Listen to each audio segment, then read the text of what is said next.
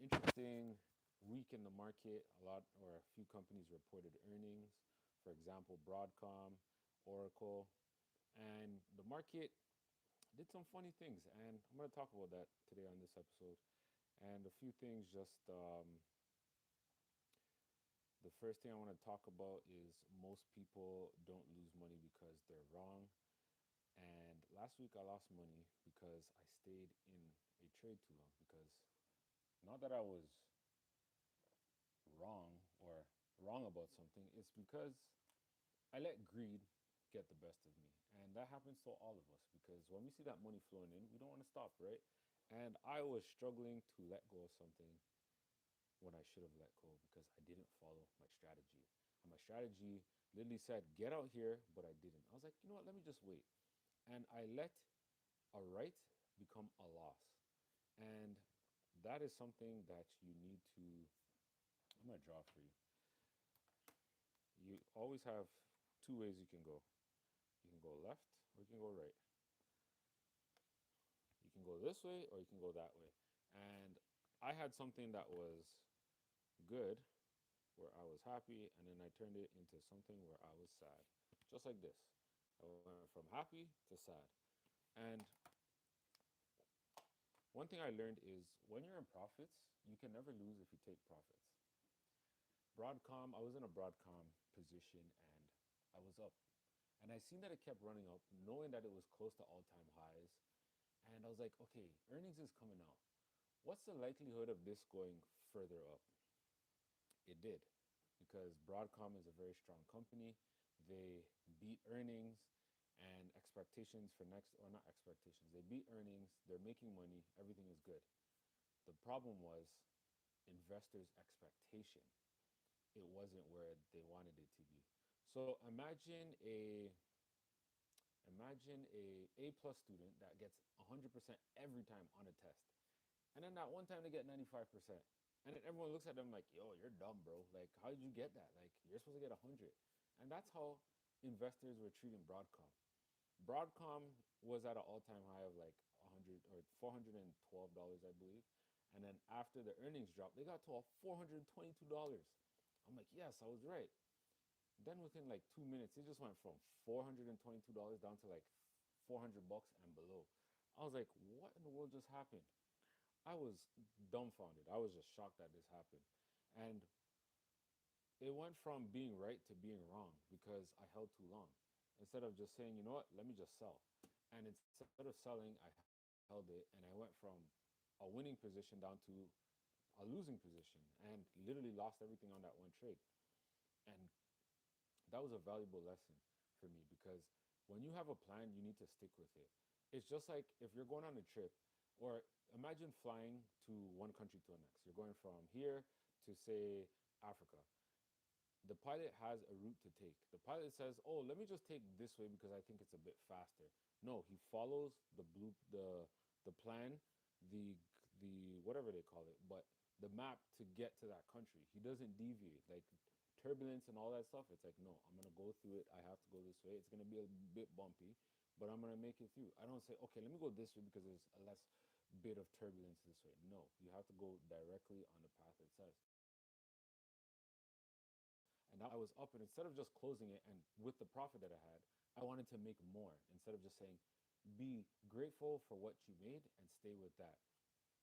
So I ended up losing, and there goes the money. So I said to myself, if I stick to the plan, I won't have catastrophic losses like that. So I'm okay with losing money, but losing it with the rules that I set in place. When I don't set the rules in place and go about the way I want to do it, my feelings take over. And when my feelings take over, my feelings has no roadmap to how things should be done. So that is one mistake that I'm going to be avoiding next time. So yeah, that was my whole thing about Broadcom last week where I just ended up losing money. But the next thing that came through was Disney and OpenAI are doing a partnership now. And it's funny because Disney is giving OpenAI $1 billion to have their characters within the platform on OpenAI. So with Sora, you can now make videos, or not yet, but you'll be able to make videos with like Disney characters and all that stuff. Like I think before people were doing that, but then this whole copyright infringement thing came in. So it kind of makes sense, but it was just weird because Disney paid OpenAI instead of OpenAI paying Disney because Disney has the intellectual property. But one thing to keep in mind is Disney has the intellectual property, but not Broadcom, OpenAI has the traffic, the distribution. So it's kind of like a match made in heaven. Hey, I got the characters, you got the platform. Let's marry them together and make magic. So I'm curious to see how this is gonna turn out. What things are gonna happen. Maybe there's gonna be people that help Disney create stuff and probably create jobs for people within the whole media industry. Who knows? The possibilities are endless. So I thought that was pretty cool that Disney and OpenAI collabed and made a partnership. One thing that was really weird is just doing some research on OpenAI. They are not making money, but people keep investing into them. And that's not a bad thing. The reason why I bring that up is because with OpenAI not making money, they're forward thinking. They're thinking in the future. Okay, we're not making money now, but in 2 years we'll be able to make money. And that brings up Jeff Bezos when he started off with Amazon. Amazon wasn't making money for the longest time, but he was forward thinking. And if people believed, or he believed in his vision so much, he's like, yeah, we're going to make money. We'll make money not now, but in the future. And now look where Amazon is. It's like in the top 10 of the most wealthiest companies, or yeah, wealthiest companies. And that's because he was forward thinking. A lot of investors, they think today, tomorrow, next week. But as an investor, you got to start thinking in years. We underestimate what we can do in 10 years and overestimate what we can do in 1 year. And if we start looking at the bigger horizon, it's like, okay, where is this going to be? Everybody's betting on 2030 to be like the whole evolution of like AI, the robots, renewable energy, all this stuff, right? But you have to start looking, you got to start putting on that investor's hat and be like, okay, these guys are thinking 10 years ahead.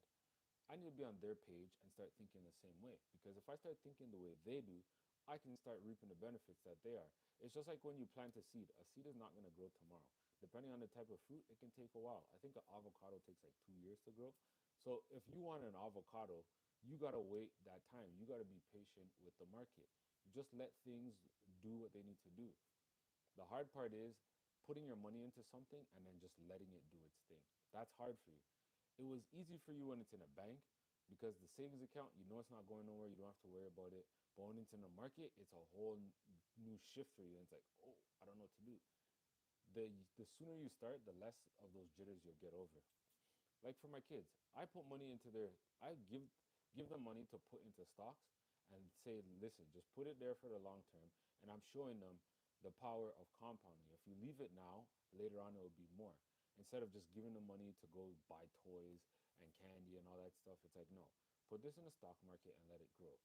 Once you get to 18, finish school, or you want to buy a house or do any of those stuff, that money's going to be there ready for you to take it and do what you need to do. But you have to start today. You can't start tomorrow. You have to start today. And don't be afraid of the market. If you do your research, and when I mean research, like really look into a company, why they're successful, how they're making money, what gives them an edge over other companies, that will help you be able to sleep comfortably at night and not worry about what's going to happen to your money. A lot of people get into the market like, oh my God, it dropped 10%, it dropped 5%. Those are all normal things to happen in the stock market. But if you're not exposed to these things, you'll never know when these things, or never know how to act when these things actually happen. So you have to expose yourself to these things. It's not going to be something that hurts forever. It's just a short-term period of pain. It's just like when you go to the gym. You go in there like, yeah, you're all excited, pumped, ready to go. And then when you start hitting the weights, you're like, shit, this is too much for me. But after you leave the gym, your body feels sore. And then a few days later, you feel great. Pain leads to growth. You have to endure the pain in order to get the growth. Same thing in the stock market. Yeah, your money will go down. Remember this. You don't lose money until you sell. So yes, it will go down, which is fine. But if you're consistently investing over, say, a 5 to 10 year period, you will start to see gains as long as you're investing in quality companies. You're not just picking Batman.com off of the street and investing in that, right? You're investing in companies that have shown that they're able to make more money year over year. That's another thing that you can do. Check year over year to compare how a company is doing. So the next thing that I wanted to talk about is the where is it? So we talked about good companies. We talked about Oracle. Oh, Oracle. That was the other company. So Oracle had reported earnings, but their earnings weren't too good. And I had a feeling Oracle wasn't going to do too well because they were more so talking instead of showing what they could do. They invested $300 billion into OpenAI and thinking that it's going to be revolutionary. But they weren't thinking in terms of tomorrow. They're thinking in years. So right now, the stock has gotten back to like its original point of when it started for this year, which is not a bad thing. Just so as long as they can make money later on, which is what they're looking for OpenAI to do later on for them, make money. So right now, it's an investment where they're planting the seed now for future growth later. If they make 600 billion in say the next 4 or 5 years, it's going to be worth that investment for them because then that's like a 50% return. So they're not looking at the short term, but they did not make what they were expecting to make, so the price went down. So that's not a bad thing. So Oracle is a good company. Again, this is not me telling you to go invest in it. Always do your research. This is a show made for educational purposes only. Also, if you haven't subscribed yet, make sure to hit the subscribe button so that you can keep up to date with the Wealth Shift podcast, because every Monday I'm going to be dropping a new episode. I want to use a whiteboard today, but I'm having a bit of issues with the lighting, but if I can't figure it out, I'm just going to do it anyways next week. The concept for this week, or the wealth tip of the week, is learning versus intelligence. And there's a difference between the two of them. Learning is what you, it's same environment, different outcome. Same environment, different outcome. So for example, you are cooking and you turn on the stove and you touch the stove. It's hot. And you keep doing that over and over and you keep burning yourself. Then one day you come and you turn on the stove, but you don't touch it because you know it's going to get hot. Same environment, different behavior. Now, intelligence, that's the rate of how fast you learn. If it takes you 100 times to touch a hot stove before you learn versus somebody where they touch it once and they learn, their speed or rate of intelligence is faster than your speed or rate of intelligence because it took you 100 times where it took them one time to change the behavior. So I want you to think about that when it comes to learning something and actually applying it. If you learn something today, the first thing you do is teach it to somebody else. That's the fastest way that you can remember something. The second thing is keep trying over and over again. Like in the stock market, I look at stock charts Monday to Saturday, even Sunday sometimes. Just looking at charts, trying to understand chart patterns. Like, is it gonna go up or is it gonna go down? What am I seeing in this picture? The more I keep doing that, the more I'm gonna start to see things that on a consistent basis and then understand like, oh, okay, let me go into this. Or I've seen this setup before. Let me take this trade. So you want to continuously practice what you learn. If you don't practice it, what you learn, you're not learning. You're not really learning. You're just doing stuff for entertainment. So remember that learning versus intelligence. So learning is you learning something, same environment, different behavior, and intelligence is the speed of how fast you learn it. So applying this to my trades. So every trade is emotional. Hope is an emotion. Waiting for earnings is an emotion. Market pushes, that's an emotion. So hope is not a strategy. Okay. So for me, it's like I was hoping that the market would go up and that I'll make money. That's not a strategy. So for me, I need to stick to my plan. So this is same environment, new behavior. One thing that I'm going to leave you guys with, and this is something that you can try out, is it's called, I call this the POP framework. So that's patience over pain. And now here we have, I'm going to just put letters and then write process. So when you're investing, I want you to think of this, okay? So you have ER and then P. So what the E represents is your emotions. The R represents your reaction, and then P is the process. When you take an investment or a trade, I want you to think where you were on your last trade. Was it emotion that drove it, or was it reaction, or was it a process? And if you're not on the process side, don't click buy. You need to figure out this is what you need to do before taking any trade. Am I taking it based off of emotion, reaction, or process? It's the process that you want to follow. Because when you do emotions, it's going to make you do things that doesn't make sense. And same thing with reaction. Reaction ends up becoming an emotion, and you don't want to take that either. It's follow the process. Structure creates freedom. The more you keep working at your process, you're going to make it better and stronger every time. But if you keep relying on your emotions, you're essentially gambling at that point. And gambling is not what you want to do in the stock market. You're in it to make money.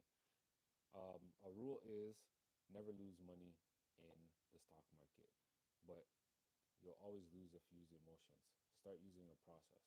And that's literally what this show is designed to do, to help you become the best investor possible. But it starts with creating a process. So that wraps up this week of the Wealth Shift Podcast, episode 2. So if you found value in this content, make sure to share it out and also hit the subscribe button. And I'll see you next week, same time, same channel. See ya.